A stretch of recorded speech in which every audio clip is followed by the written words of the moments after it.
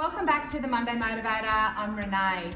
Today I want to talk about one of the most common objections that BDMs encounter in the telco B2B space, and it's the on the bill, off the bill options around equipment finance. Now, 5 to 10 years ago, the on the bill, single bill solution was the #1 sales pitch in the business sales sector. And we were all doing it, oh, it's going to be so easy, one single, provider, one throat to choke, it's going to make it so much easier for you. But these days, statistics have actually shown that over 80% of clients in the SME space have between 3 to 5 different telephony accounts.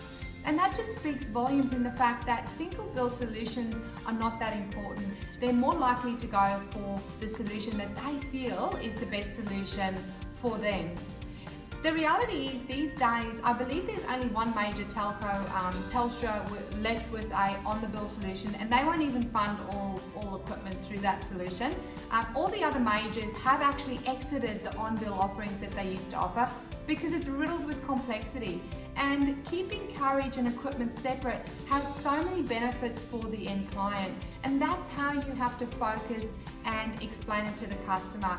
The reality is that when you tie everything onto the one bill, there's often carriage plans, or I think in most cases, there's a voice carriage plan that ties into the length of the equipment. So if it's a 5-year equipment repayment, which is the most commonly chosen term, that means there's a 5-year rate on your voice carriage. Just have a think about where plans were 5 years ago. I mean, would you really want to lock in the plans today and not be able to capitalize on the fact that plans are just going down, down, down?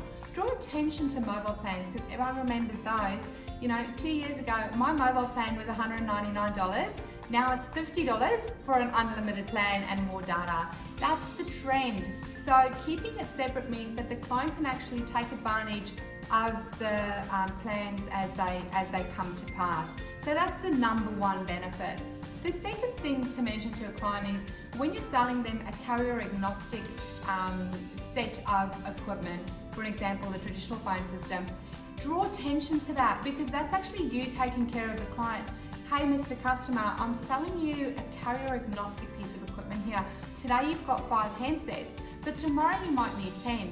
This particular piece of equipment can actually scale up to 20 handsets without needing any cards changed. So we can just plug extra handsets into it. The best part is you can use it across any other provider that offers SIP lines or whatever it is that you've put them on. Point that out, because it's actually showing that you're aware of the fact that the landscape is changing and you're future-proofing their telephony by putting the right equipment in place today. Point it out. The only other thing I would mention is if you are one of our partners who still has the on-the-bill offering available, all I would suggest you do is just make sure that you point out the fact that, hey, Mr. Customer, yes, we can totally put this on the bill, no problem at all. However, if we do take it off the bill and do it via Loan Easy Direct Debit, we can actually give you a bit of a discount because they have better rates. What do you want to do? Use it as your close.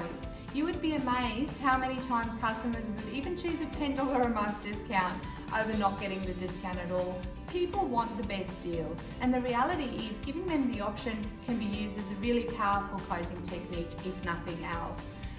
Look, that's my 2 cents. I hope that helped you guys. The reality is that when you're getting objections, the customer is giving you buying signals. And I know we hear that all the time, but it's true. If you're sitting across from a customer that does not speak a word for the whole hour, you sometimes sitting there thinking, are they even tuned in? Can they hear me? And you're confused. And you get to the end of it and they'll be like, yeah, that's great, give me a proposal.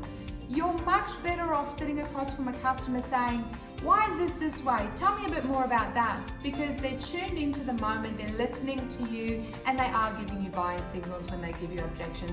They want to be convinced. So treat them that way, be engaged, and just make sure that when you have objections that you commonly encounter, come up with objection overcomers that just roll off the tongue and make sense. All right, that's it for me today. Happy selling.